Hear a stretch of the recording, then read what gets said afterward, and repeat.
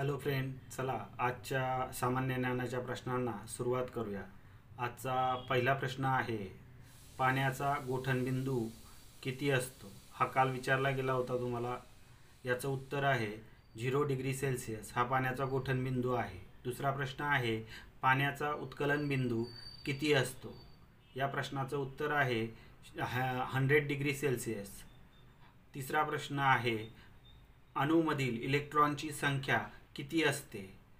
या प्रश्नाचं उत्तर आहे त्यामध्ये असणाऱ्या अणू अंकाइतकी त्यामधील अणूंची संख्या असते. पुढचा चौथा प्रश्न आहे, ज्या रासायनिक अभिक्रियेत H2 म्हणजे हायड्रोजन बाहेर पडतो त्यास काय म्हणतात? या प्रश्नाचं उत्तर आहे ऑक्सिजन. शेवटचा प्रश्न आहे, भारताच्या अंतराळ संशोधन संस्थेचं नाव काय आहे?